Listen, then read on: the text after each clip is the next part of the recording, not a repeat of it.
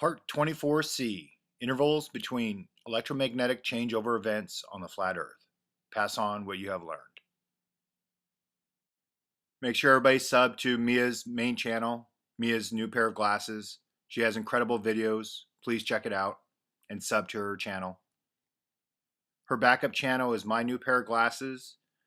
That's both her and my backup. So if anything happens to our main one, that'll be it. So sub to this one. Shout out to Shadowburn 3D. He did a shout out video for me on his channel. Everybody check out his channel, sub to him. Thanks, really appreciate it. Just some quick updates here. My private messages on my YouTube channel, the outgoing is not working. It hasn't been working for a while. So if you guys have private messaged me, I can't respond. So I've tried, nothing's going out. I'm not getting anything going outbound. So if you guys need to contact me, just send me your email in one of the comments. I'll copy and paste, send you an email, and then I'll delete that because I approve all comments. As in regards to comments, I'm not going to be responding to comments anymore. It's just too time consuming. I think I said it in part 13. There'd be a point where I wouldn't do anymore. You guys just keep communicating between yourselves. A lot of people are answering the questions correctly. So just keep doing that. Keep it as an open communication between you guys. I will be keeping the most recent videos comment section open, but I will be closing the other ones. And wolves be wolves.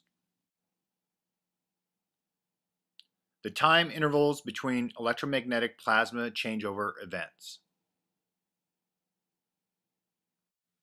So here is how the process works. So the blue sky that we're in right now, then the plasma changeover that we're heading into, which is different than the other one, which I'll get to later in the series. And then it goes into the red sky, but the sky is not red. I just use that term. It's more like a sunset color or a sunrise color with clouds. Then into a different type of electromagnetic changeover event. It's completely different than the one that we're heading into. And then that leads back into a blue sky. And then the process just keeps on repeating itself over and over and over, and there's no rhyme or reason to it. Then back to the plasma event that we'll be going into, which follows the blue sky.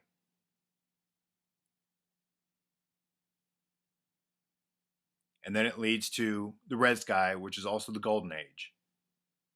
That's an easier time to live than in the blue sky, and I'll get to that later in the series. And then back to the opposite changeover plasma event.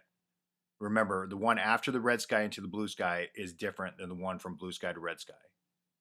And then it goes back to the blue sky and then just keeps on repeating.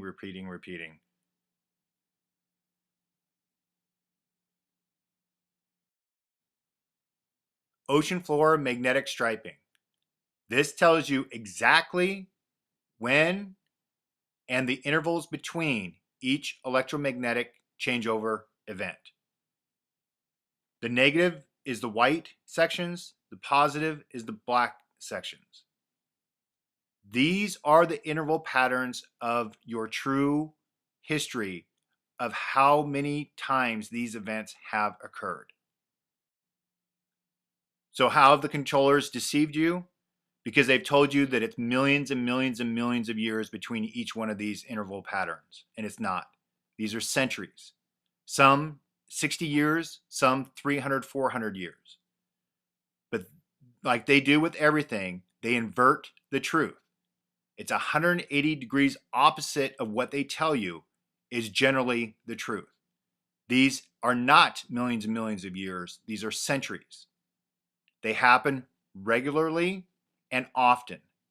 And our history shows that if you learn how to see the history correctly. So here's a close-up of the most recent section of that chart. The bruness is what we're currently in. And you can see that's a big section. And that makes a huge difference for the severity of the event.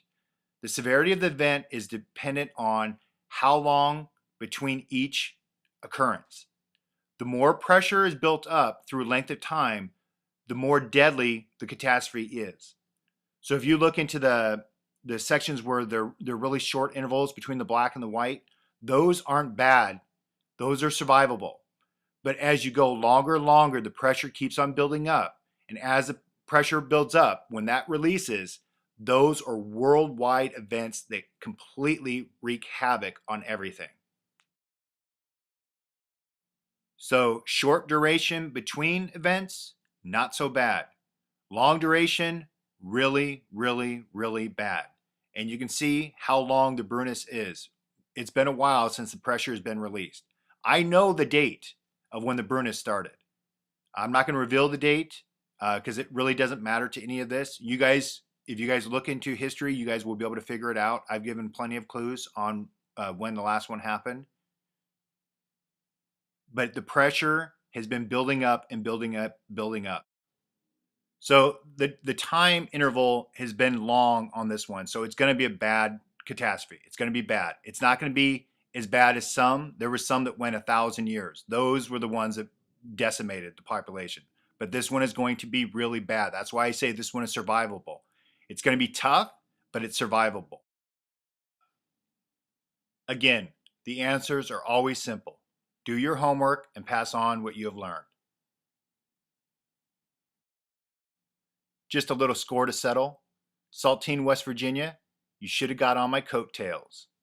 Like Freddie Mercury once said, I'm a rocket ship on my way to Mars.